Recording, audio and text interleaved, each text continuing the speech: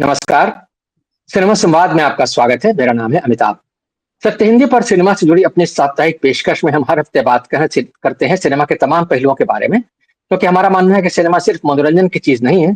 Cinema समाज से संवाद का सबसे सीधा और सबसे सशक्त माध्यम है और समाज की सोच को गहराई तक प्रभावित करने की क्षमता रखता है। इसलिए सिनेमा के बारे में लगातार सिलसिलेवार गंभीरता से बातचीत होती रहनी चाहिए।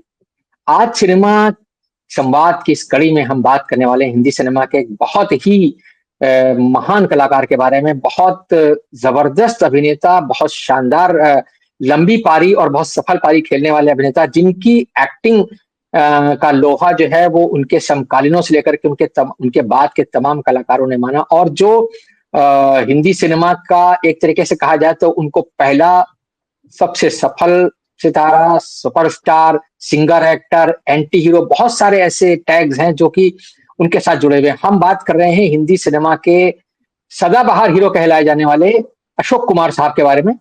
आज अशोक कुमार साहब का जन्मदिन है। 13 अक्टूबर उनका जन्मदिन होता है। संयोग से 13 अक्टूबर को ही अशोक कुमार साहब के छोटे भाई यानी किशोर कुमार, जो कि हिंदी सिनेमा के बहुत मशहूर गायक हैं, आज ही के दिन उनका निधन हो गया था। इसलिए 13 अक्टूबर को जब किशोर कुमार का निधन हुआ, उसके बाद से अशोक कुमार साहब ने अपना जन्मदिन मनाना बंद कर दिया था।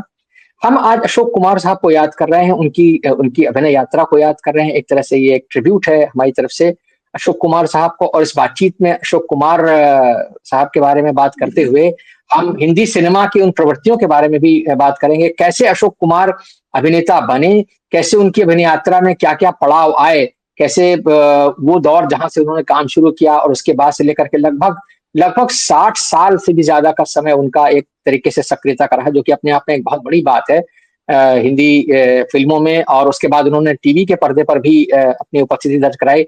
हिंदी में जो दूरदर्शन जब शुरू हुआ था, तो जो पहला सॉप अपेरा जिसको कहा जाता है हम लोग के सूत्रधार के तौर पर अशोक कुमार को शायद ही कोई भूल पाएगा।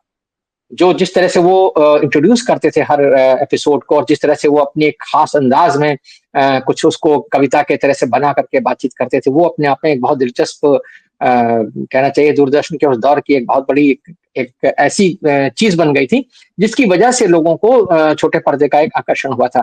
तो अशोक कुमार साहब के बारे में आज हम बात करेंगे, और हमारे साथ कुछ बहुत खास लोग मौजूद हैं, हिंदी सिनेमा के जानकार, जो कि हमेशा की तरह हमारे साथ हमारे कार्यक्रमों में शामिल होते हैं। हमारे साथ संजीत नार्वेकर साहब हैं, हिंदी सिनेमा के बहुत गंभीर अध्येता हैं। वर्षों से, दशकों से लगातार हिंदी सिनेमा के बारे में, मराठी सिनेमा के बारे में लिख पढ़ रहे हैं।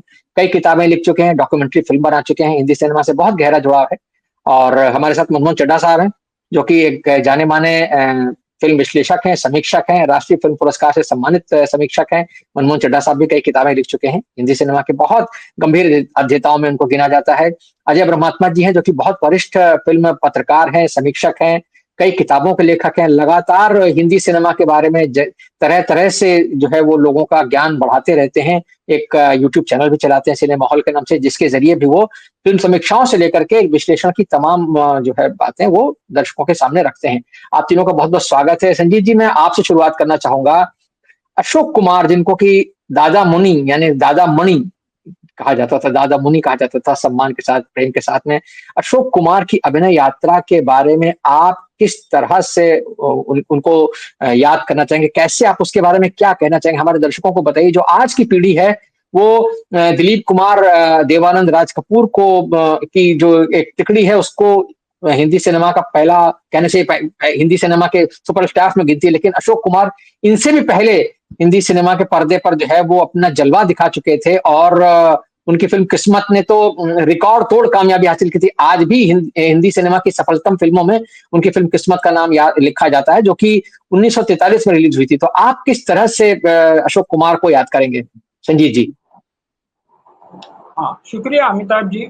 आपने शुरुआत ही दादा मुनि से की है, तो मैं दादा मुनि का पहले ही किस्सा सुना देता हूँ।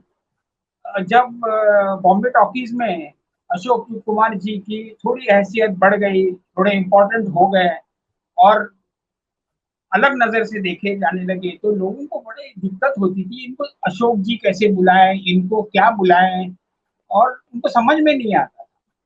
तो एक दिन उनके बहनोई शशाधर मुखर्जी भी वहीं कार्यरत थे। तो एक दिन किसी ने सुन लिया कि शशाधर मुखर्जी उनको दादा मुनि के नाम से बुला रहे हैं। दादा मुनि का मतलब है ज्वेल ऑफ अ ब्रदर। तो जब उन्होंने सुना तो उन्होंने सोचा कि अरे यार ये अच्छा है कि दादा मुनि करके बुला लें, तो फिर अशोक जी, अशोक उसकी उसकी जो ये थी कंफ्यूजन था वो मिट जाएगा।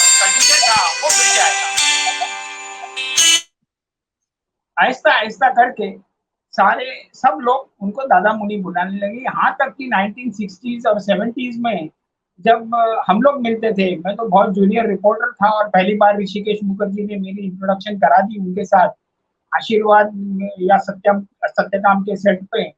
तो हम लोग भी सोचते थे क्या बुलाएं, तो कहते थे नहीं दादा मुनि बुलाना मुझे। तो उन्होंने वो एक्सेप्ट कर लिया था कि Dada Muni is the best name to go bye.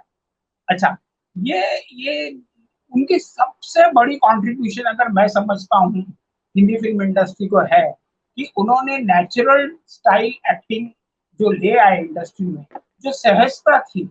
आज देख रहे हैं, आज अमिताभ बच्चन इतना काम कर रहा है, दादा मुनि इतना जमाने में काम करते थे वैसे, लेकिन दादा मुनि ने कभी भी दाढ़ी मूछ के अलावा कभी भी कोई मेकअप नहीं लग मेकअप मतलब गेटअप नहीं यूज किया कि लंबे बाल हैं या कुछ है, या कल्कि के अवतार में कुछ अलग नजर आ रहे हैं, पा के अवतार में कुछ अलग नजर आ रहे हैं।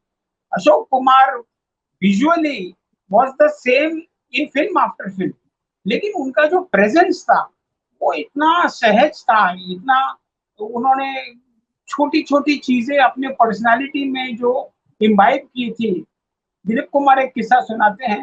दिलीप कुमार ने कहा जब मैं नया नया बॉम्बे टॉकीज गया था, तब मैंने दादा मुनि से पूछा कि भाई हाथों का क्या करना, एक्टिंग वैक्टिंग सब ठीक है, चेहरा मैं चेंज कर सकता हूँ, लेकिन ये हाथ बड़े अड़चन बीच में आ जाते हैं। तब दादा मुनि ने उनको कहा कि देखो मैंने तो एक चीज की है कि मैंने सिगरेट ले ली है, और वो सिगरेट मुझे बैलेंस कर देती है कि हाथों का क्या करना है ये इम्पोर्टेंट नहीं रहता है। वो सिगरेट हाथ में आ गई तो मैं ऑटोमेटिकली भूल जाता हूँ कि मेरे हाथ में कुछ है। हालांकि मैं कभी स्मोक नहीं करता हूँ, कुछ नहीं करता हूँ, लेकिन सिगरेट पकड़ लेता हूँ। ऐसी छोटी छोटी टिप्स वो ये यंग एक्टर्स को देते थे, क्योंकि देव, दिलीप, राज, ये तीन जो बाद में 50s और 60s के दशक में रूलर्स बन गए हिंदी सिनेमा के, हर एक को उन्होंने इंट्रोड्यूस किया था। दिलीप कुमार तो चलो उनकी पहली फिल्म से ही बॉम्बे टॉकीज में थे, ज्वार भाटा की, प्रतिमा की, मिलन की।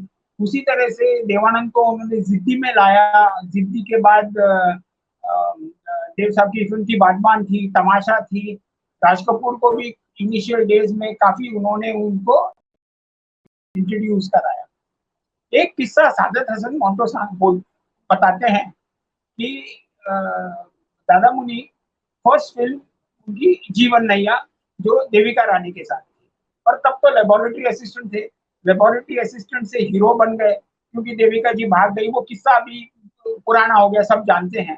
तब देविका रानी जब वापस आई तो उनका हीरो कौन बनेगा, तो इसको जबरदस्ती खड़ा कर दिया उधर, और ये बड़े झिझक रहे थे। लेकिन उनको एक बात बहुत अच्छी लगी कि उनकी सैलरी जो थी वो 75 रुपीज हो गई पर मंथ। तो बड़े खुश हुए, बोला मैं अच्छा घर लूंगा, मैं अभी ठाट से रहूंगा। और वो 75 रुपीज के सैलरी से बहुत खुश हो गए। उनकी तीसरी फिल्म अच्युत कन्या में थोड़ा बहुत स्टारडम आ गया, तो उनकी सैलरी 75, मतलब उसी साल में 1936 में जीवन नहीं आई, उसके बाद ये अच्युत कन्या आई। बीच में मेरे ख्याल से जन्मभूमि नाम की फिल्म थी, वो आई। 19 अच्युत कन्या के बाद उनकी सैलरी 75 से 150 हो गई। तो बड़े खुश हुए, बोले कि अरे वाह ये तो बहुत अच्छी बात है। फिर उसके बाद उनकी सैलरी जब झूला, बंधन, कंगन, ये जो तीन फिल्में हिट हो गई लीला चिटनेस के साथ, वन आफ्टर दी अदर, तब तो उनकी सैलरी 250 रुपया हो गई। तो सादत हसन मोन्टो अपनी किताब में लिखते हैं स्टार्स फ्रॉम अनदर स्काई, बोलते थे कि मैंने देखा कि दादा मुनि सैलरी लेने गए और उनके हाथ कांपने लगे। तो मैंने कहा क्या हो गया दादा, मैं हाथ क्यों कांप रहे हैं? तो 250 रुपया मैं लूंगा कैसे और रखूंगा कहाँ? मेरे घर में तो इतनी सेफ्टी नहीं है। मतलब 250 रुपया उनको सैलरी लेने में इतनी झिझक होती थी कि घबरा गए क्या करना है। देखिए मैंने ये तो किस्सा बता दिया कि अच्युत कन्या में अटेंशन पे आ गए, झूला, बंधन। कंगन, ये 3 फिल्में 39, 40, 41 में काफी अच्छी तरह से चली तो फोकस में आ गए, लेकिन उनको स्टार जो आइकॉनिक स्टेटस मिला वो 1943 की फिल्म जो किस्मत आपने जो बताई, वो 50 वीक्स रॉक्सी सिनेमा बम्बई में चली, 187 वीक्स रॉक्सी सिनेमा कलकत्ता में चली। अशोक कुमार का पहला डबल रोल इस फिल्म में था, पहला एंटी हीरो का रोल था। और सबसे मजे की बात है जो मनमोहन देसाई को क्रेडिट करते हैं, पहला लॉस्ट एंड फाउंड, दो भाइयों का लॉस्ट एंड फाउंड फॉर्मूला ये किस्मत सिनेमा में था। और पहली बार आपको ये गाना याद होगा, उठो उठो, क्या दूर हटो है याद नहीं दुनिया आ वालों, रहा है। हिंदुस्तान हमारा है। दूर हटो है दुनिया वालों, हिंदुस्तान हमारा है। जी जी। आज हिमालय की चोटी पर चढ़ हमने ललकारा है, दूर हटो है दुनिया वालों, हिंदुस्तान हमारा है। जी और जी। उसके बाद उन्होंने 43 नहीं, ऑलमोस्ट 50s में समाधि फिल्म की जो इंडियन आईएनए पे थी। तो उनकी वैसे देखा जाए ना तो आइकॉनिक स्टेटस एक्टर रहे हैं, उससे ज्यादा उनका सबसे लॉन्गेस्ट करियर रहा है। 1936 में अगर शुरुआत पकड़े तो 1986 में बहादुर शाह जफर जो चोपड़ा साहब ने उनकी इसके लिए बनाई, टीवी के लिए बनाई, उसमें भी सेंट्रल रोल उन्हीं का था। मतलब बीच में बहुत सारी फिल्में हो गई, कानून हो गई, मतलब हीरो के रोल्स जाने के बाद भी कानून हो गई, गुमराह हो गई, आशीर्वाद हो गई, काफी सारी फिल्में हो गई, बीच में बंदिनी हो गई बिमल रॉय की। तो he never lost his iconic status. उसके वजह से आज जो दर्जा हम लोग अमिताभ को देते हैं, मेरे ख्याल से उससे भी बड़ा दर्जा अशोक कुमार का था। लेकिन उसने कभी मतलब आपको he didn't make you feel कि भाई मैं बड़ा एक्टर हूँ, बड़ा ये हूँ, एट ईज रहते थे। अगर आप उनको, मैं उनको बहुत बार ऋषिकेश मुखर्जी के वजह से, बासु चटर्जी के वजह से ऑन द सेट्स मिला हूँ। कभी कोई ये नहीं कि अपने वैन में जाके बैठ गए या कुछ मैं अलग हूँ, मेरे 4 बाउंसर्स और बॉडी गार्ड आजू बाजू में है, कुछ नहीं। दादा मुनि मतलब he was accessible to everybody. और सबसे बड़ी बात उनकी कि अगर आप जाते थे और मुंह देख के बोलते थे बीमार हो क्या, और इमीडिएटली होम्योपैथी का कोई नुस्खा लिख के देते थे कि भैया ये लो, ये गोलियां कल से शुरू करो, अगले हफ्ते में आके बताओ मुझे क्या हो रहा है करके। होम्योपैथ थे, जी पेंटर थे, जी। फोटोग्राफर थे, एस्ट्रोलॉजर थे। फिल्म इंडस्ट्री में तो एक्टर प्रोड्यूसर तो थे और डायरेक्शन भी बड़ा अच्छा करते थे, कभी अपने नाम से डायरेक्शन नहीं किया। लेकिन कहते हैं 8 डेज नाम की जो फिल्म बनी थी, कंप्लीटली अशोक कुमार ने डायरेक्ट की, but he never took credit as a director. अब मेरी सूरत तेरी आंखें रफीक अली खान जो राखान के नाम से वो पूरी फिल्म अशोक कुमार ने बनाई, लेकिन ही never took the title of director. लेकिन प्रोड्यूसर काफी काफी हद तक से, मतलब बॉम्बे टॉकीज में थे। मेरे ख्याल से मनमोहन जी और अजय जी को बोलने दो, फिर मैं उनके 2-3 जी किस्से जी बिल्कुल सुनाऊंगा, आपको बड़ा बिल्कुल। मजा जरूर जरूर जरूर जरूर, हम दूसरे राउंड में जब आएंगे तब आप आपसे उनकी कुछ और फिल्मों के बारे में भी बात करेंगे, और हम चाहेंगे कि हमारे जो दर्शक हैं, खासतौर से जो नई पीढ़ी के दर्शक हैं, उनको ये पता चले कि अशोक कुमार जैसे कलाकार हमारे हिंदी सिनेमा में हुए हैं, जिन्होंने, जो आपने सहजता की बात की, जो जिसको हम अंडर प्लेइंग टेक्निक की बात करते हैं, वो अशोक कुमार लेकर के आए। वो ये अपने आप में एक बहुत अद्भुत योगदान है उनका। और उसकी उनकी उसी चीज को जो है दिलीप कुमार ने उसमें अपना एक अलग अंदाज मिला करके उसको इतना बड़ा बना दिया, जिसको बाद के बहुत सारे एक्टर्स ने फॉलो किया। बलराज साहनी, मोतीलाल वगैरह तो थे ही, उसके बाद फिर अमिताभ बच्चन भी उसी शैली में काफी काम किया उन्होंने। और बाद में हमने देखा कि नसीरुद्दीन शाह और ओमपुरी जैसे एक्टर्स आए, जिन्होंने कि उसको एक और अलग ही ऊंचाई दी। बहरहाल अजय जी, मैं आपके पास आता हूँ। हम लोग यहाँ चूंकि बहुत सारी बातें संजीत जी ने कर दी हैं, मैं जब अभी अभी ऋषिकेश मुखर्जी का जिक्र उन्होंने किया, तो मैं चूंकि मैंने जब अशोक कुमार की, मतलब जाहिर बात है, जब फिल्म देखना शुरू किया था, उस वक्त जो सबसे पहली फिल्म मुझे याद आती है वो मेरे बचपन की फिल्म है, जो कि आशीर्वाद नाम की फिल्म थी, जो हमने मतलब 80 के दशक में कभी देखी होगी। लेकिन वो फिल्म जो थी वो 60s में आई थी, लेट 60s में आई थी। लेकिन और वो फिल्म ऐसी फिल्म है जिसका गाना, मतलब हम बच्चे थे तो हमें बच्चे के तौर पर वो गाना बहुत अच्छा लगता था, रेलगाड़ी रेलगाड़ी, जो जिसको कि हिंदी सिनेमा का पहला रैप सॉन्ग कहा जाता है। और अशोक कुमार ने क्या गाना गाया और उसको क्या पिक्चराइज किया गया। मगर उस फिल्म में जो उनका रोल है, जो उस रोल में जो शेड्स हैं, जो जोगी ठाकुर का जो उन्होंने रोल निभाया, वो इतना शानदार है। और एक बुजुर्ग आदमी जो कि एक सहृदय आदमी, ऋषिकेश मुखर्जी का जीनियस भी इसमें याद आता है अचानक से।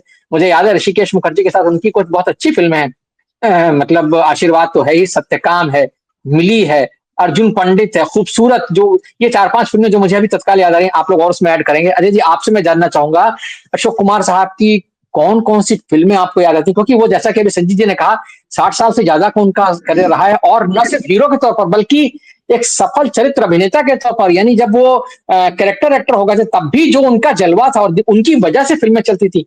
यानी विक्टोरिया नंबर 200 जैसी, नंबर 203 जैसी जो फ़िल्म है, तो प्राण और अशोक कुमार की वजह से याद की जाती है। मैं हूँ राजा, ये है राणा, दोनों मिलके गाएं गाना। अजय जी, आप क्या कहना चाहेंगे अशोक कुमार साहब के मतलब अभिनय यात्रा के बारे में? जी, नमस्कार आप सभी को। और संजीत जी ने बहुत अच्छे तरीके से सारी बातें कह दी हैं। अ, आपने जिन फ़िल्मों का ज़िक्र किया ना, मैं भी लगभग आप ही की उम्र का हूँ, तो मेरे लिए भी वही फ़िल्में हैं जिनसे अशोक कुमार से मेरा रिश्ता बनता है। चाहे वो खट्टा-मीठा हो या खूबसूरत हो। एक शौकीन फ़िल्म आई थी, आपको याद होगा, शौकीन है। तो इस तरीके की फ़िल्मों से हमारी याद, बाद में जब फ़िल्मों में आप आगे आते हैं, लिखना शुरू करते हैं, तो रेट्रोस्पेक्टिव में पुरानी फ़िल्में देखना शुरू करते हैं, उनके किस्से सुनते हैं, उनकी कहानियाँ सुनते हैं, तो फिर लगता है कि ये इतना बड़ा कलाकार हमारे बीच में रहा, जो उनके कंटेम्परेरी तो हम नहीं हैं, लेकिन हम जब पत्रकारिता में आ गए थे, तब तक वे थे, एक्टिव थे। और ख़ास करके हम लोग आज तमाम फ़िल्मी एक्टर टीवी पर जाते हैं, अपने शोज़ करते हैं, लेकिन वो पहला हिंदी फ़िल्मों का पहला सुपरस्टार था जो टीवी पर आया था। और क्या भूमिका थी! मुझे नहीं लगता कि अगर वे सूत्रधार नहीं होते, तो हम लोग की ऐसी पॉपुलैरिटी बनी होती। वो कैसे खींच के दर्शकों को ले आते थे, वो सारी कहानी सुनाते थे। मैं यहाँ जो संजीत साहब ने बताया उनके दादा मुनि कहने के बारे में, उसके बारे में याद कर रहा हूँ, नवेंदु घोष ने उन पे बहुत अच्छी किताब लिखी है, life and time of Ashok Kumar. उसमें उन्होंने ज़िक्र किया है इसका, दादा मुनि शब्द कैसे प्रचलित हुआ। तो उन्होंने नाम बताया कि किसने किया इसको। तो सेवक बाचा जो उनके बॉस हुआ करते थे लैब में के अंदर, सेवक बाचा ही बाद में अशोक कुमार जब हेड हो गए, तो उनको अच्छा नहीं लगता था कि वो उसको अशोक करके बुलाएँ या मिस्टर गांगुली कह के बुलाएँ। तो उन्होंने सजदर मुखर्जी और सती रानी जो उनकी वाइफ थी, उनसे ये शब्द सुना था। उसके पहले केवल किशोर कुमार, अनूप कुमार, सजदर मुखर्जी और सती रानी, ये 4 लोग ही उनको दादा मुनि बोलते थे। लेकिन सेवक बाचा ने जब दादा मुनि कहना शुरू किया, तब वो दादा मुनि जाकर के पूरे बॉम्बे टॉकीज में पॉपुलर हुआ और फिर धीरे-धीरे चारों तरफ फैल गया। मैं यहाँ 2 चीज़ों पर गौर कर रहा हूँ। एक तो जिस नेचुरल एक्टिंग की बात की जाती है उनकी, वो कहाँ से आया होगा? वो ट्रेन्ड एक्टर नहीं थे, हम सभी जानते हैं, वे लैब असिस्टेंट थे। मुझे जब मैं सोचना शुरू करता हूँ, तो मुझे लगता है एक तो अपने बॉस की बीवी के साथ वो एक्टिंग कर रहे थे, देविका रानी के साथ, जहाँ ओवर द टॉप एक्टिंग नहीं कर सकते थे वो। वो आक्रामक तरीके से वहाँ पेश नहीं आ सकते थे। और एक बॉस का लिहाज़, बॉस की बीवी के साथ रोमांटिक सीन का, जो अपना एक अंदरूनी समस्या हो सकती है उनकी। दूसरे वो बंगाल से आते थे। पंजाब से आए एक्टर जो होते हैं, वे थोड़े से लाउड होते हैं। ओटीटी वाले जो ओवर द टॉप वाले होते हैं। लेकिन जो बंगाल से आए हुए एक्टर हैं, वो आप तमाम एक्टर्स को बंगाल के देखिएगा। बंगाल के खुद बांग्ला फ़िल्मों में भी बंगाल के एक्टर को देखिए आप, तो वो लोग बहुत ही माइल्ड, बहुत ही सॉफ्ट और ऐसे अंडर प्ले करने वाले एक्टर होते हैं।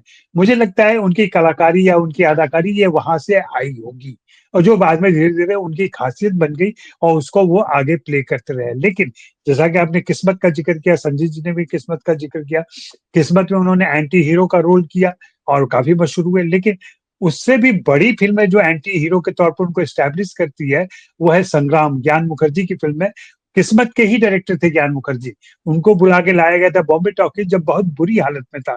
उस पर भी मैं थोड़ी-सी बात करूँगा। जब इन्होंने कमान सँभाली बॉम्बे टॉकीज की, तो बॉम्बे टॉकीज को कैसे मुसीबत से बाहर किया था उन्होंने।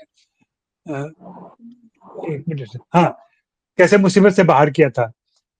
संग्राम में जो रोल था, संग्राम के बारे में किससे याद करें, मैं उसी किताब से हवाला दे रहा हूँ, जो नवेंदु घोष ने लिखी है, जिसमें ये ज़िक्र किया गया है कि संग्राम इतनी पॉपुलर हुई और पहली एंग्री यंग मैन की फिल्म थी, जिसमें पुलिस इंस्पेक्टर का बेटा है जो हीरो है, और वो एक्सटॉर्शन में चला जाता है। वो सारे गंदे काम करता है, मंडप से लड़की को उठा ले जाता है जिसके प्रेम करता है, वो शादी करना चाहता है। इसके अलावा एक पुलिस ऑफिसर की हत्या कर देता है, तमाम घटनाएं होती हैं। उस फिल्म की पॉपुलैरिटी इतनी ज्यादा हो गई थी कि बॉम्बे के नागरिकों ने पुलिस वालों को पकड़ के बताना शुरू कर दिया था कि देखो पुलिस वाले कैसे होते हैं, और ये उनकी करतूत होती है, उसको मारना पड़ता है। बात यहाँ तक पहुंची कि आईजी ने उस समय के मोरारजी देसाई से इस बात की शिकायत की। मोरारजी देसाई ने अशोक कुमार को बुलाया और कहा कि आप इस फिल्म को विड्रॉ कर लीजिए। 16 हफ्ते से लगातार वो फिल्म सुपरहिट चल रही थी, बॉक्स ऑफिस पे पैसे कमा रही थी, लेकिन मुख्यमंत्री की बात मानते हुए अशोक कुमार ने उसको विड्रॉ कर लिया। साथ ही उन्होंने यह भी अपील की थी कि अब आप एक ऐसी फिल्म करें जिसमें पुलिस ऑफिसर की भूमिका निभाएं, और ईमानदार पुलिस ऑफिसर की भूमिका निभाएं। और फिर इस तरीके से बात जाकर के खत्म हुई। मैं यहाँ जिक्र करूंगा कंट्रीब्यूशन वाली बात। अशोक कुमार इंडिविजुअल जितने टैलेंटेड थे, जो उनका कंट्रीब्यूशन था इंडिविजुअल टैलेंट का, वो सारे लोग जानते हैं किस तरीके से अदाकार के तौर पे वे, लेकिन कितने बड़े ऑर्गेनाइजर थे वो, कितने बड़े लीडर थे, ये बात तब पता चलती है जब देविका रानी ने छोड़ दिया बॉम्बे टॉकीज, और बॉम्बे टॉकीज की कमान संभालने के लिए मुसीबत की उस घड़ी में अशोक कुमार सामने आए। 1947-48 की बात है। तब पता चला कि बॉम्बे टॉकीज पर 28 लाख की देनदारी है, और ये 28 लाख की देनदारी बॉम्बे टॉकीज के डायरेक्टर्स लोगों ने करवाई हुई थी। पता चलता है कि कोई छाते की दुकान रखता था जो 14,000 छाता सप्लाई किया था बॉम्बे टॉकीज को। किस काम के लिए किया था नहीं मालूम। किसी ने साड़ी सप्लाई कर दिया था बॉम्बे टॉकीज को। मैंने इस तरीके की छोटी छोटी चीजें जिसमें पैसे गए थे, लेकिन सेवक बाचा और अशोक कुमार ने तय किया कि हम इसको चुकाएंगे, और उन्होंने अपनी जेब से वो पैसे चुकाए, वो देनदारी खत्म की, और फिर बाहर के डायरेक्टर्स को पकड़ के ले आए, उनसे फिल्में बनवाई। मजबूर उनकी पहली फिल्म आती है जब उनके कमांड में चीजें आई, और उसकी भी एक कहानी है कि कैसे एक नाजिर अजमेरी नाम का लेखक और डायरेक्टर था जो फिल्म डायरेक्ट करने वाला था, मजबूर, लेकिन वो पार्टीशन के बाद वो पाकिस्तान चले गए। लेकिन उनकी कहानी इतनी पसंद आई थी अशोक कुमार को कि उन्होंने पाकिस्तान फोन करके उनसे वो कहानी ली और फिर यहाँ पे डायरेक्ट करवाई। फिर वो नितिन बोस को ले आते हैं, शाहिद लतीफ को ले आते हैं, इसमें चुगताई को ले आते हैं, मंटो तो उनके साथ थे ही। ये सारे लोग मिल करके बॉम्बे टॉकीज को खड़ा करते। जिद्दी का किस्सा भी जानते ही हैं लोग, तमाम पॉपुलर हो चुका है कि जिद्दी में कैसे उन्होंने अशोक देवानंद को परिचित कराया। सब लोग चाहते थे कि जिद्दी में अशोक कुमार ही एक्ट करें, लेकिन अशोक कुमार तब इन जिम्मेदारियों की वजह से नहीं चाहते थे कि वो एक्ट करें और उधर ध्यान दें। वे उसको ऑर्गेनाइज करने में, उसको एस्टेब्लिश करने में लगे हुए थे बॉम्बे टॉकीज को। और संयोग ऐसा कि इस डिस्कशन के बीच में जो किस्सा जाता है कि वे बॉम्बे टॉकीज में बाहर निकले तो पार्क में देवानंद बैठे हुए मिले, और फिर देवानंद को कैसे उन्होंने शाहिद लतीफ से इंट्रोड्यूस करवाया और कहा कि भाई इसको हीरो के तौर पर लो। और एक बहुत मजेदार वाकया उसी समय होता है जो आज तमाम हीरो के बाद आप लोग हम लोग सब सुनते हैं कि हिंदी फिल्मों के बारे में कहा जाता है कि चॉकलेटी हीरो है। ये चॉकलेटी हीरो का कॉन्सेप्ट भी उसी फिल्म जिद्दी से आया, क्योंकि शाहिद लतीफ ने अशोक कुमार को कहा कि भाई ये लड़का हीरो बनने के लायक नहीं है, ये तो बहुत चॉकलेट बार की तरह लगता है। और फिर अशोक कुमार ने कहा नहीं नहीं नहीं, ये चॉकलेटी नहीं है, अच्छा एक्टर है, तुम इससे काम कराओ, मैं पीछे रहूंगा, मैं बैक में रहूंगा। और ये सभी जानते हैं, और इसका उल्लेख देव साहब ने भी किया है कि कैसे अशोक कुमार ने उनको ट्रेन किया बतौर एक्टर। और ये किस्सा फिर जाके जुड़ता है 1930 में, जब अशोक कुमार की फिल्म लाहौर में लगी हुई है, और देवानंद उस फिल्म को देखते हैं, वहां से दीवाने बनते हैं उसके। और फिर जो एक सर्कल पूरा होता है, वो साइकिल पूरा होता है, वो आकर के यहाँ पर होता है। अशोक कुमार के गानों की आपने बात की, चाहे वो रेलगाड़ी वाला गाना हो, या फिर वो पड़ोसन में जो गाना एक चतुरनार, उसका ओरिजिनल जो गाना गाना गाया है उन्होंने। वे गायक थे, लेकिन गायकी में उन्होंने खुद को आगे नहीं बढ़ाया, या जैसा भी रहा उनको मौके नहीं मिले। सिंगर एक्टर के तौर पर वे स्टैब्लिश नहीं हो पाए। सिंगर एक्टर थे वो, शायद उस समय क्या वो जरूरत भी थी, और अछूत कन्या वगैरह में गाने भी गाए उन्होंने, लेकिन उनके गाने में एक नेजल वो था जो कह लें कि नाक से थोड़ी-सी आवाज़ आती थी उनके गाने में। शायद इसलिए भी वो हिंदी फ़िल्मों के हिसाब से पॉपुलर नहीं हो पाए और तब तक मोहम्मद रफ़ी और तमाम दूसरे लोग आ चुके थे 48 के आस-पास, तो इसलिए भी उनकी गायकी की संभावनाएँ कम हो गई थी।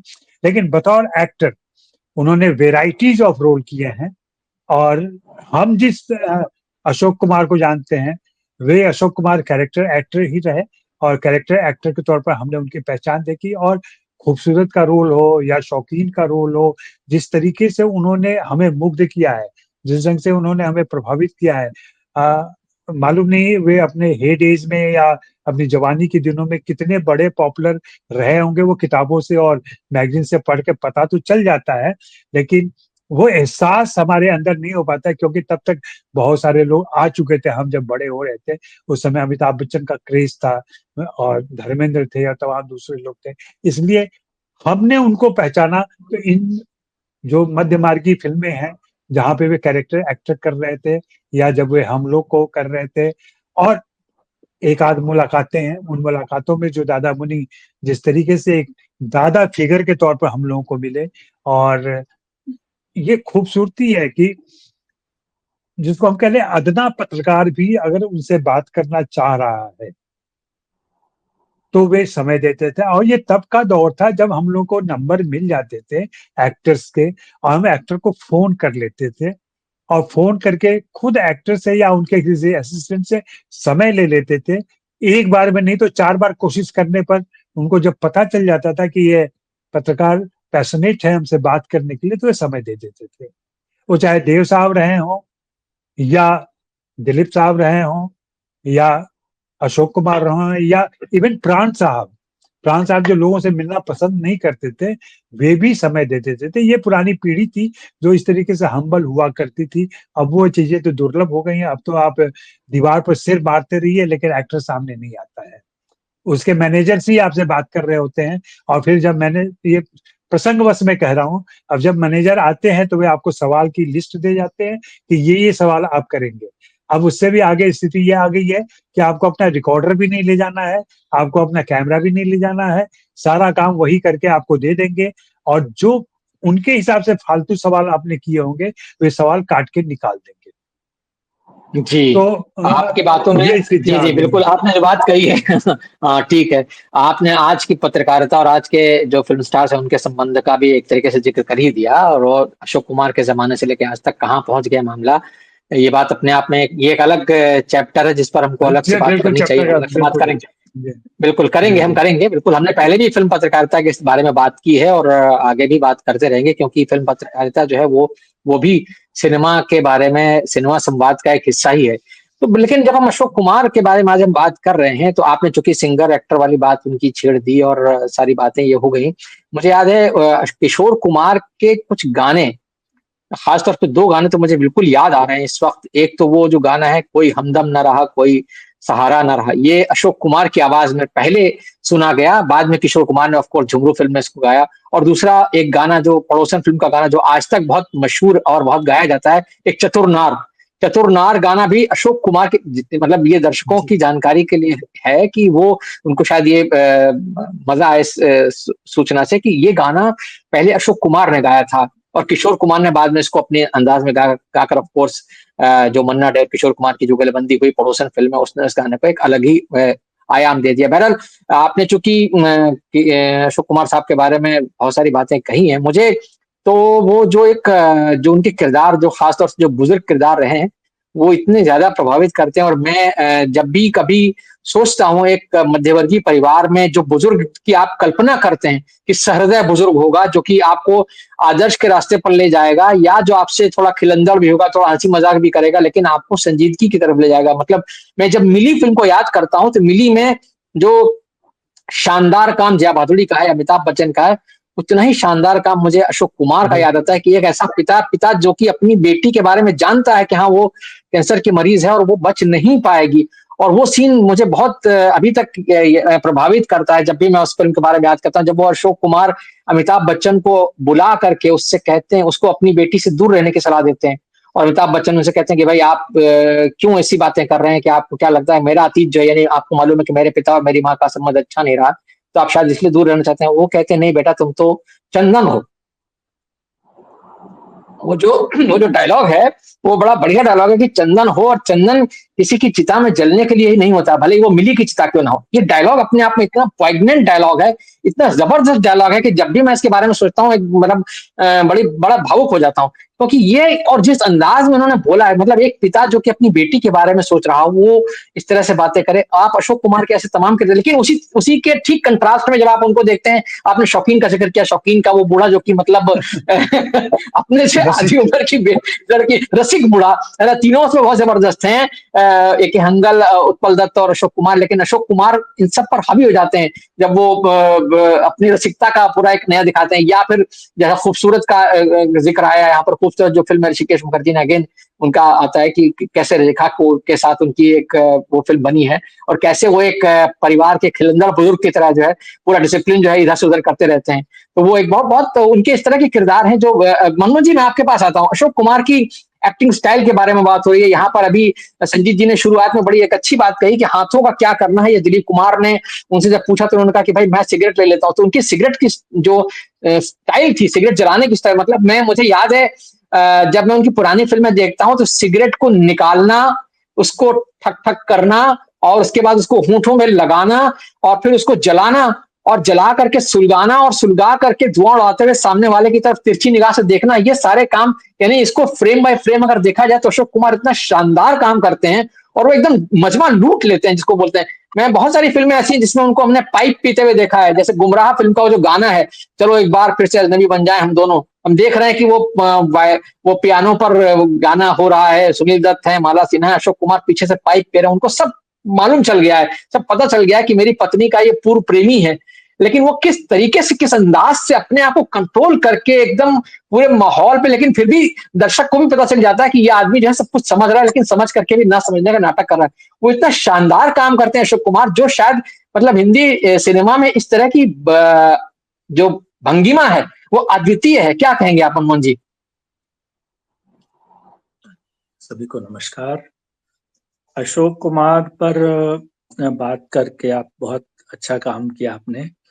पूरा इतिहास है अशोक कुमार हिंदी सिनेमा का एक तरह से, 1936 से लेकर और 1986 तक पूरा, और फिर 1988 में उन्हें दादा साहब फाल्के अवार्ड मिला जब वो अच्छी खासी उम्र के थे, और मैं उस समारोह में मौजूद था। तो मैं देख रहा था कि किस तरह से वो एजाइल थे और पूरी तरह स्वस्थ थे, और पूरे मंच पर वो खुशी से घूम रहे थे इधर उधर, और जिसे हम स्टैंडिंग ओवेशन कहते हैं, वो उस समय बड़ा नेचुरल हुआ करता था।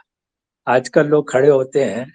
अभी हमने देखा कि वो स्वास्थ्य की तो खैर बात करना अच्छा नहीं लगता, लेकिन फिर भी हमने देखा कि जो अभी जो दादा साहब मिला, तो वो यंग है लेकिन वो चल नहीं पा रहे थे। तो ये जो एक अपने आप को स्वस्थ रखना, मानसिक रूप से, शारीरिक रूप से, ये शायद उस पीढ़ी में अशोक कुमार ने सबसे ज्यादा किया।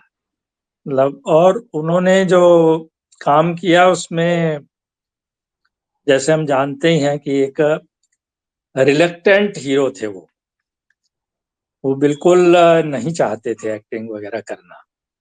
वो लैब असिस्टेंट बनना उनका उद्देश्य था कि हम लैब में काम करेंगे और लैब में फिल्म धोया करेंगे, और ये काम मुझे बहुत ज़्यादा पसंद है। तो लेकिन क्योंकि शशधर मुखर्जी थे और बहुत ज़्यादा ज़रूरत थी, तो उन्हें एक्टिंग करनी पड़ी, और एक्टिंग करने में उन्होंने कहा कि भाई हमेशा मालकिन के साथ, मालकिन हीरोइन है आपकी और आप हीरो हैं, तो आप कैसे एक्टिंग करेंगे, ये करके उन्होंने दिखाया। तो शुरू से ही वो एक बहुत सहज, जिसे कहते हैं सहजता का एक उन्होंने पैमाना बना दिया आरंभ से ही। जैसे हमारे दिलीप कुमार है, उनका एक मैनरिज्म है, राज कपूर का मैनरिज्म है, देवानंद का मैनरिज्म है, लेकिन अशोक कुमार जो है वो हर रोल में फिट है और बहुत वैरायटी के रोल वो करते हैं, और आप उन्हें एक रोल दे दीजिए तो वो उसे इस तरह करेंगे कि वो उस रोल के लिए बने हैं। और हिंदी सिनेमा में इस तरह की बहुत सारी बातें चलती भी रहती हैं कि मान लीजिए किसी फिल्म में हत्यारे का रोल है, तो बहुत सारे एक्टर मना कर देंगे कि जी हम तो नहीं करेंगे। तो वो अशोक कुमार के पास जाएंगे कि भाई हत्यारे का रोल है, तो आप बताइए करेंगे या नहीं? तो वो कहेंगे मैं क्यों नहीं करूँगा, मेरा काम है एक्टिंग करना। तो कई फिल्मों में वो रोल किया उन्होंने। अब जैसे कानून जैसी फिल्म है, तो कानून फिल्म में उनका अद्भुत काम है। कानून जी, पूरी कानून का नाम मैं लेने वाला था, बहुत बढ़िया। जी। अद्भुत मतलब उनका पूरी फिल्म उनके ऊपर खड़ी है। कानून फिल्म जहाँ उत्तेजना है, फिल्म आरंभ होती है कि भाई 2 लोग बात कर रहे हैं कि एक हत्यारा है और इस तरह से जज है, वो कह रहा है कि भाई हत्यारे पर अगर झूठा आरोप भी लगाया जाए तो मैं सिद्ध करके दिखा दूंगा। और इस तरह की जो थीम हम लोगों ने उठाए, भले ही वो हॉलीवुड से आते हों या कुछ भी, उससे कोई फर्क नहीं पड़ता, मैं मानता हूँ, क्योंकि फिल्म में हमेशा कॉन्सेप्ट से ज्यादा उसका जो क्रियान्वयन है वो महत्व रखता है बहुत ज्यादा। तो उस हिसाब से कानून हमारी एक लैंडमार्क फिल्म है। और जो हम बातें कर रहे हैं उसमें ये भी बात हो रही है कि धीरे धीरे हम इन सब फिल्मों को देख नहीं पा रहे हैं। ये एक बड़ी अजीब बात है कि जो ओटीटी वगैरह भी हैं या कहीं भी हैं, तो हमें ये फिल्में नहीं देखने को मिलती। जैसे अफसाना फिल्म है, मुझे नहीं मालूम कि वो कहाँ देखने को मिल सकती है। जो हम सब बात कर रहे हैं कि किस तरह अप्रोच करना बड़ा आसान हुआ करता था। एक बिल्कुल नया आदमी है, पहली बार कहानी कह रहा है और फिर वो जाके स्वीकार कर रहा है कि जी मुझे फिल्म बनानी नहीं आती बिल्कुल, लेकिन मेरे पास एक बहुत अच्छी कहानी है और मैं आपको कहानी सुनाना चाहता हूँ। तो वो कहते हैं सुनाइए। अब ऐसा आज कोई एक्टर मिले, मैं तो नए लोगों को कहता हूँ, अजय जी भी बहुत सलाह देते हैं, तो बड़ी अच्छी बात है कि जो हमारे नए लोग हैं, जब कोई एक्टर डाउन एंड आउट हो तब आप उसे जाकर उसके साथ मिलें जुलें। नई पीढ़ी में ये चीजें बहुत कम है, तो उससे बहुत फर्क पड़ता है। हमारे नए जो लोग संघर्ष कर रहे हैं उन्हें इस चीज का ध्यान रखना चाहिए कि एक्टर बड़ा इनसिक्योर आदमी होता है। एक्टर से ज्यादा इनसिक्योर कोई नहीं होता। लेखक बैठ के अपना कलम घिस सकता है, हम लोग हैं भाई खाली बैठे हैं, चलो कागज कलम उठाया कुछ भी लिख पोत दिया। लेकिन एक्टर को तो एक्टिंग करनी पड़ती है ना। एक्टर को जब तक आप कोई कैमरे वाला सामने नहीं होगा वो क्या करेगा? 15 दिन में वो नर्वस हो जाता है, उसे ब्रेकडाउन शुरू हो जाता है उससे। तो ऐसे एक्टर के पास जाना, उसे कहना कि भाई मुझे नहीं आती, और फिर उसे कहानी सुनाना। और कहानी जब सुना दी तो एक्टर कहता है कि भाई देखो कहानी जो तुमने सुनाई है और तुम्हारा कहानी कहने का जो अंदाज है वो इतना खूबसूरत है कि मैं ये जान रहा हूँ कि तुम डायरेक्टर हो। तुम भले ही कहते रहो कि तुम नहीं हो, और तुम अगर खुद डायरेक्ट करोगे तो मैं एक्टिंग करूंगा। तो ऐसे जो लोग उस जमाने में हुआ करते थे, और वो जमाना जो बीत गया जिसे हम अब किताबों से जानते हैं। हमारे एक महान फिल्मकार थे जया रेनुआ, उन्होंने ये कहा था कि भाई जब फिल्में नहीं रहेंगी, लोग फिल्में नहीं देख पाएंगे, तो लोग आंद्रे बाजा की किताबें पढ़ के ये जानेंगे कि वह सिनेमा क्या होता है। तो आज हम जान रहे हैं, जैसे अजय जी ने जिक्र किया, तो बहुत सही बात है कि हमारी जो पुराने संस्मरण हैं वो भी बहुत इम्पोर्टेंट हो गए हैं। तो अशोक कुमार ने लगातार कोई भी रोल कभी ठुकराया नहीं और हर रोल में उन्होंने जान डाल दी। और अगर आप एक उनकी फिल्मों की सूची बनाएं तो आप देखेंगे कि श्रेष्ठतम फिल्में उनके काम से हो गई। हमारे जमाने में हुआ करती थी बहुत सारी फिल्में, जैसे बंदिनी फिल्म को आप देख लीजिए, हाँ अशोक कुमार का काम जो है उसमें है। और किस तरह से एक ट्विस्ट से वो सारी बात हो जाती है कि पूरी बातचीत हो चुकी है दोनों प्रेमी प्रेमी, तो कि भाई मैं माफी मांगता हूँ, मुझे माफ कर दो। वो कहती है कि नहीं, अब समय बीत चुका है, अब मैंने दूसरे आदमी से। लेकिन एक छोटी सी बात को करके करेक्टर को कर देते हैं कि भाई एक करेक्टर जो एक डॉक्टर, अगर जेल में डॉक्टर है और एक छोटी सी बात से नाराज होकर वो इस्तीफा देके चला जाता है, तो उसकी मानसिक जो ऊंचाई है उसे वो हटा, मतलब इस तरह के जो माइनर डिटेल्स हैं इनसे हमारे फिल्मकार फिल्म बनाया करते थे। और उसमें दो पात्रों का, खैर अशोक कुमार है, धर्मेंद्र की वो पहली फिल्म थी, लेकिन धर्मेंद्र का रोल भी उसमें बहुत महत्वपूर्ण है। तो अब वो पूरा गाना जो है मेरे साजन है उस पार, इतना अद्भुत फिल्माया गया है। और उसमें अशोक कुमार, पूरा जो सीन है जो इन दोनों का हो चुका है, वही है जो दर्शक को हांट करता है। तो अशोक कुमार के अनेक सीन ऐसे, और जो अजय जी ने बात की वो बिल्कुल सही है कि आप दिलीप कुमार की आवाज देखिए या राज कपूर की आवाज की मधुरता देखिए, और देवानंद का भी एक डायलॉग डिलीवरी का स्टाइल है, लेकिन अशोक कुमार की आवाज में तो हाई ऑक्टेव है, मतलब वो थोड़ा आवाज उनकी अलग जाती है, लेकिन उस आवाज को इतना सहज उन्होंने बना दिया और वो उनकी शक्ति बन गई लगातार। और वो शक्ति इसीलिए बन गई कि उन्होंने कहा कि भाई जो करेक्टर है, अब करेक्टर एक्टर हमारे यहाँ गलत टर्म है, लेकिन करेक्टर एक्टर होना ही तो अच्छी बात है। आप अपने करेक्टर को में जाते हैं और उस करेक्टर को जीते हैं और उस करेक्टर को जीवंत करते हैं पर्दे पर। ये काम जितना अशोक कुमार ने किया, शायद ही हमारे यहाँ और भी लोग हुए हैं, संजीव कुमार बहुत बड़े हुए हैं और लोग भी इस तरह के हुए हैं, लेकिन जो हमारे यहाँ जो दूसरे स्टार में, वो तो उनके बारे में यही कहा जाता है कि वे करेक्टर कोई भी हो, लेकिन वो मतलब करेक्टर का हमें पता ही नहीं चलता। और हमारे दर्शक भी ऐसे हैं कि वो करेक्टर से तो करेक्टर को पहचानते ही नहीं। वो एक्टर को अगर कहानी भी सुनाएंगे तो कहेंगे भाई दिलीप कुमार ने ये डायलॉग बोला, धर्मेंद्र ने ये डायलॉग बोला, करेक्टर का तो नाम ही नहीं होता। तो अशोक कुमार का जो भी किरदार है, उस किरदार को आप याद रखते हैं। और पहली फिल्म से ही किस्मत जो है, किस्मत में ही उनका वो सिगरेट का, और किस्मत में ही वो अपराधी व्यक्तित्व है, और वहीं से फिल्म नवार की शुरुआत होती है। और वो युग भी बहुत जबरदस्त था जब बॉम्बे टॉकीज, तीनों ही स्टूडियो लगभग डूब रहे थे और तीनों स्टूडियो को भी कोई भी बचा नहीं सका। लेकिन उस समय शशिधर मुखर्जी जैसे जीनियस थे जिन्होंने बॉम्बे टॉकीज को बचाया, फिल्मिस्तान बनाया और चीजें की, और उसमें अशोक कुमार ने बहुत साथ दिया। तो अशोक कुमार का पूरा व्यक्तित्व जो है वो इसी ढंग का रहा कि उन्हें अपना काम करना है। मैं कोई अपना काम करता हूँ 8 बजे से 8 बजे तक, और ये मेरी नौकरी है और उसे मैं निभाता हूँ। मुझे जो काम किया जाता है उसे मैं बहुत अच्छे ढंग से करता हूँ, और किसी तरह का मैनरिज्म नहीं पालता, किसी फॉल्स ऊंचाई पे नहीं खड़ा हो जाता, कोई अहम नहीं पालता।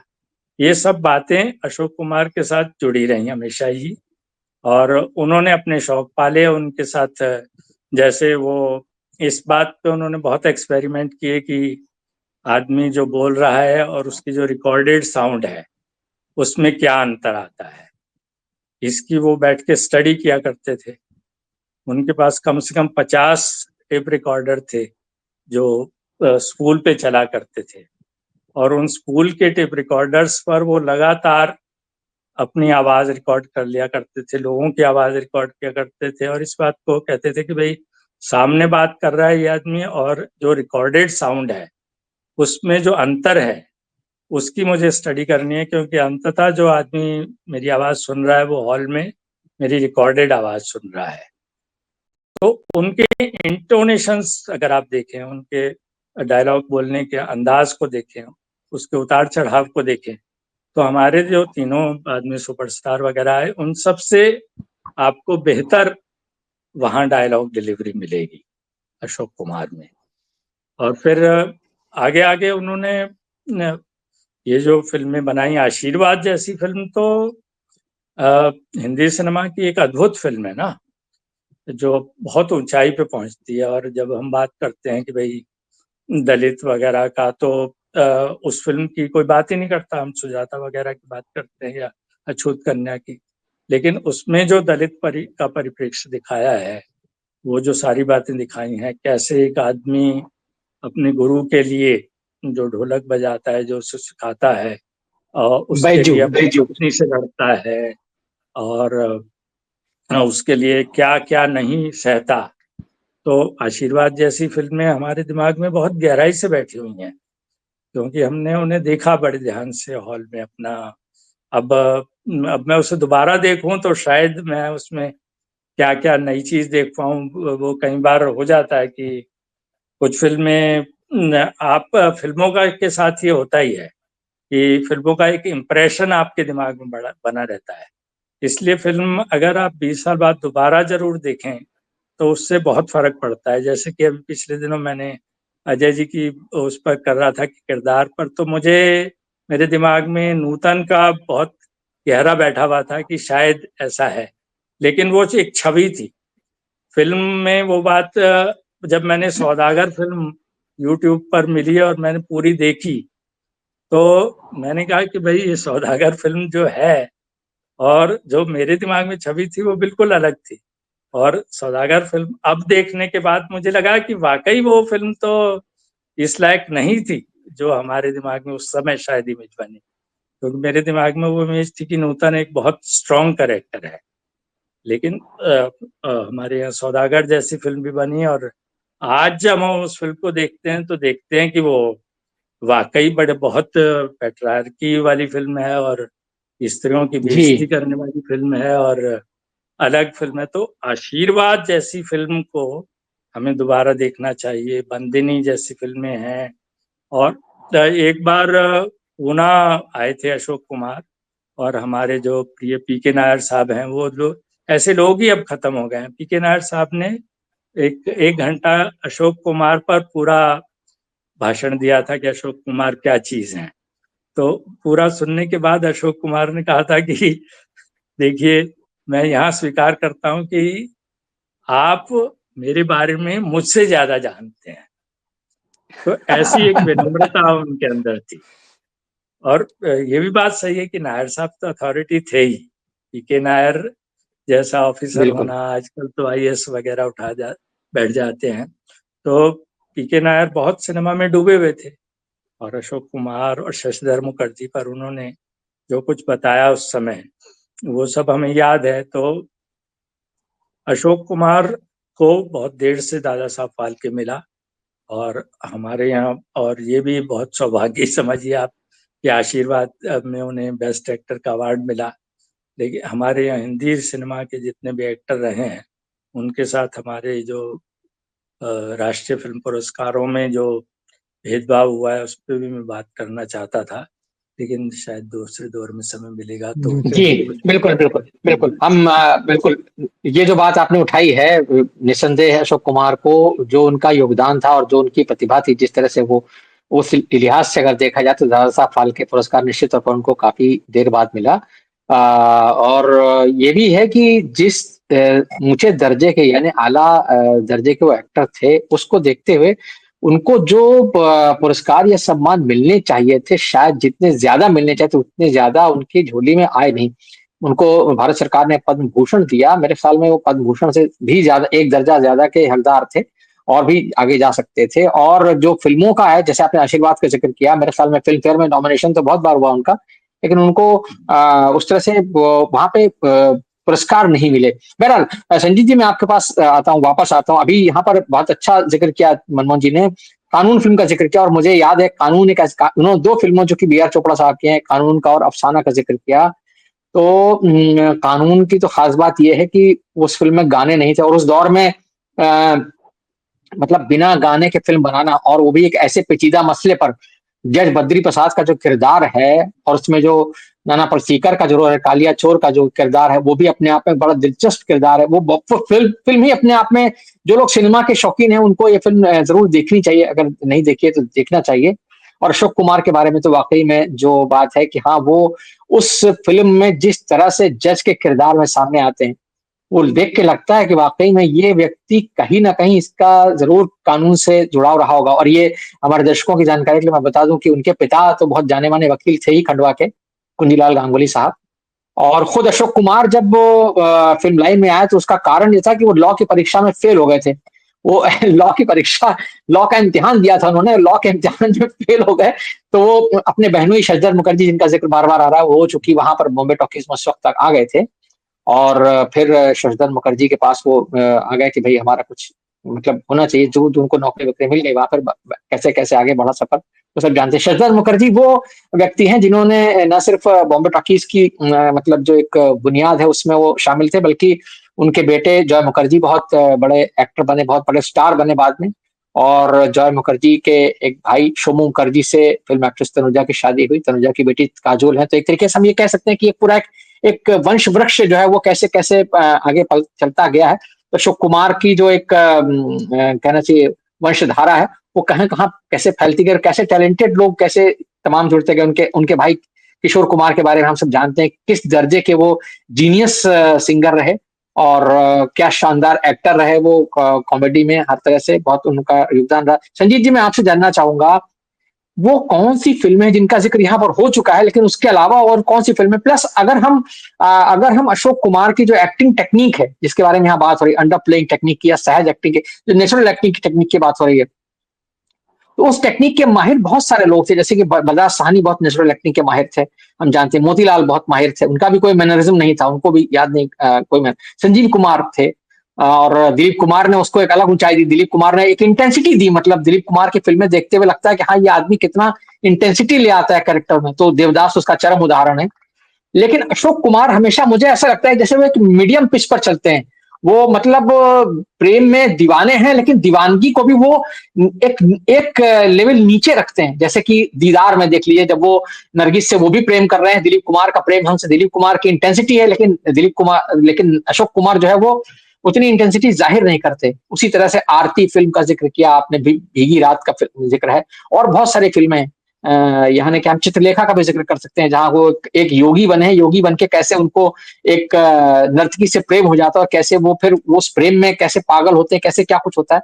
तो मैं आपसे जानना चाहूँगा कि ये जो डिफ़रेंस है, उसमें अशोक कुमार को आप कहाँ रखेंगे? यानी बहुत सारे एक्टर्स हैं जिन्होंने की नेचुरल एक्टिंग की, अंडर प्लेइंग टेक्निक की है, लेकिन अशोक कुमार का वहाँ पर क्या आप उनको किस तरह से रैंक करेंगे?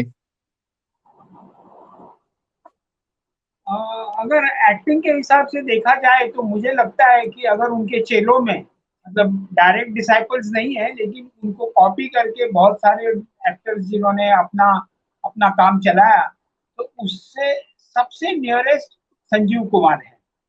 दिलीप कुमार में जो इंटेंसिटी थी, अशोक कुमार की बात ऐसी थी, वो कभी भी कोई भी फ़िल्म में और थोड़ा जा सकते हैं लेकिन नहीं जाते हैं, थोड़ा पीछे हट जाते हैं, जैसे आप कहते हैं ना मिडल पिच में खेलते हैं, उसी तरह से उनको मालूम है ये कैरेक्टर को मैं और आगे ले जा सकता हूँ, उसको और ऊँचाई तक ले जा सकता हूँ, लेकिन वहाँ तक वो जाते नहीं है, उसके पहले ही छोड़ देते हैं।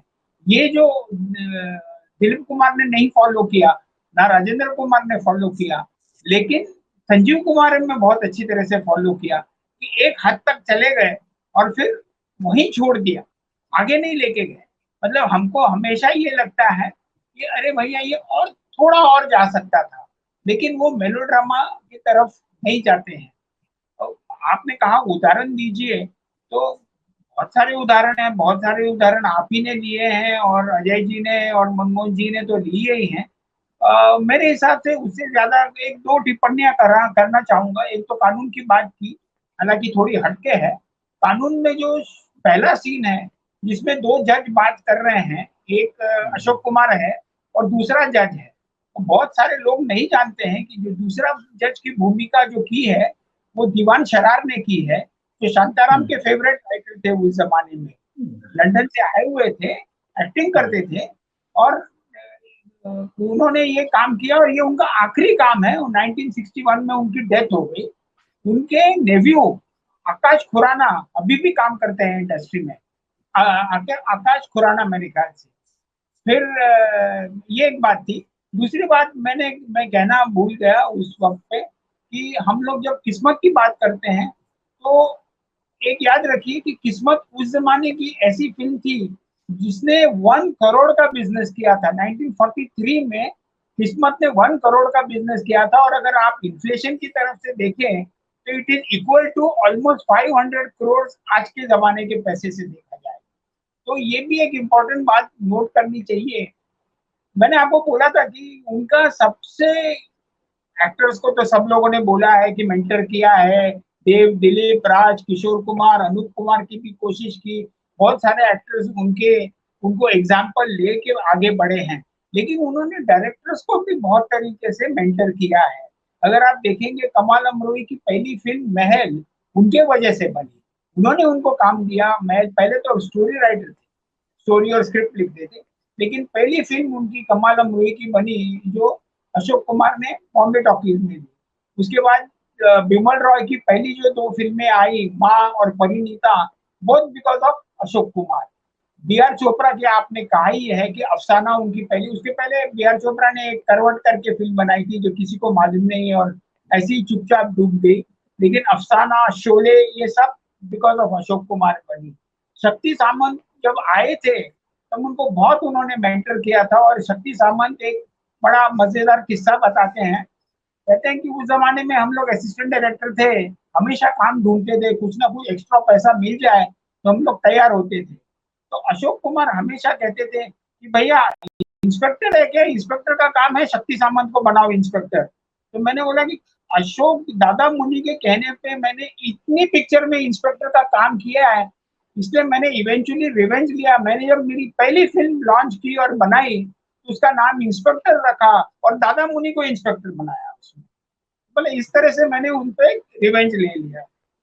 ऋषिकेश मुखर्जी तो ठीक है, उसको अच्छी तरह से ग्रूम किया, और ऋषिकेश मुखर्जी ने ज्यादा यूज नहीं किया यंग अशोक कुमार का, लेकिन 60s में आगे चल के उन्होंने काफी, बासु चटर्जी को अच्छी तरह से उन्होंने ग्रूम किया। एक ही किस्सा सुनाऊंगा before I let other people speak, और वो किस्सा है बिमल रॉय का।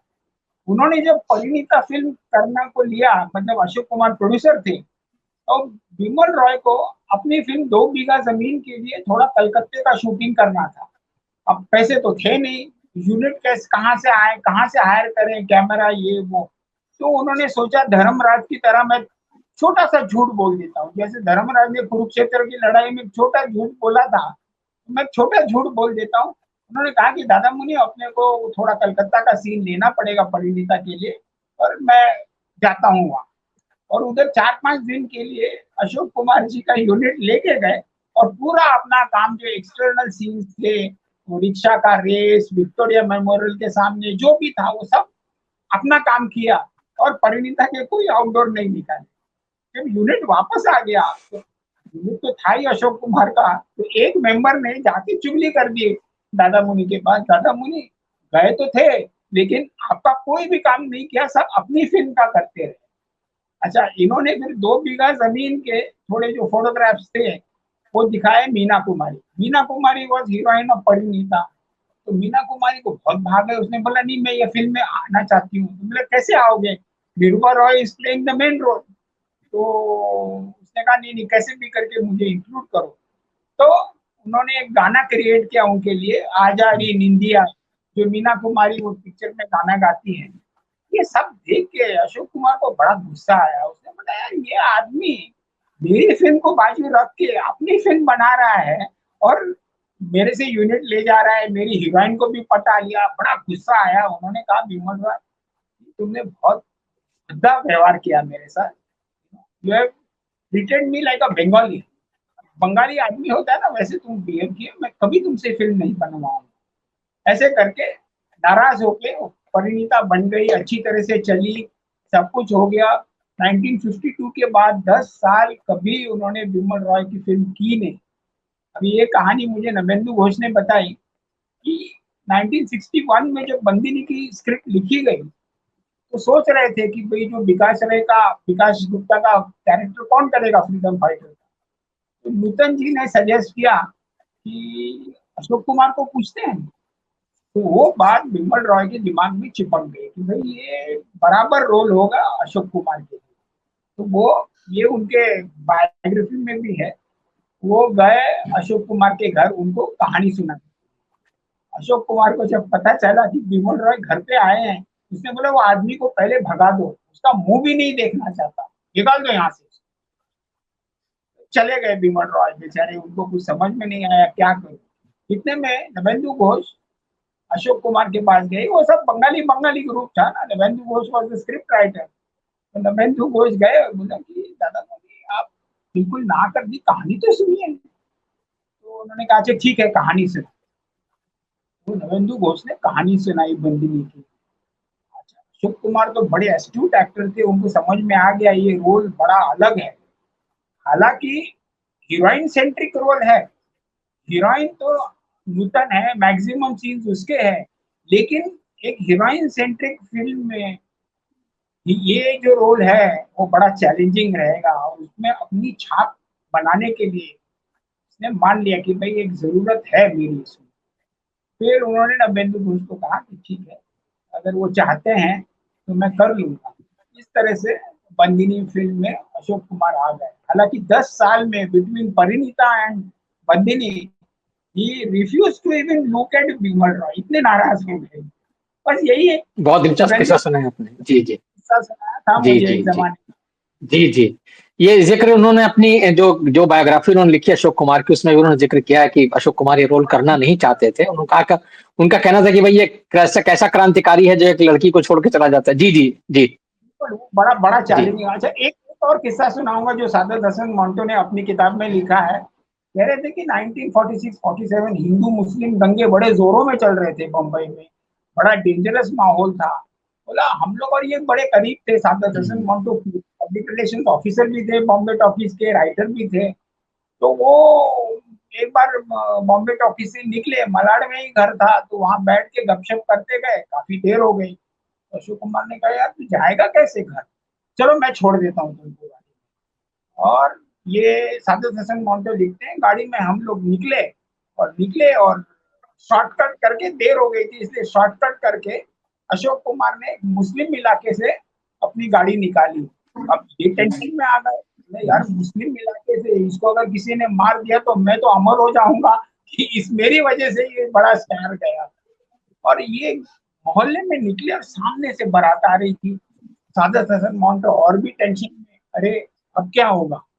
इतने में बारात में से 2-3 लोग भागे भागे आए। दोनों ने देखा अशोक कुमार गाड़ी में बैठा, एयर कंडीशन गाड़ी नहीं थी, काले कांच नहीं लगे थे आजकल की गाड़ियों की तरह। भागे भागे आए, कहा अशोक भाई आप यहाँ से कहाँ जा रहे हो, ये तो डेड एंड है, अब इस गली से निकलिए फिर वहां से जाइए।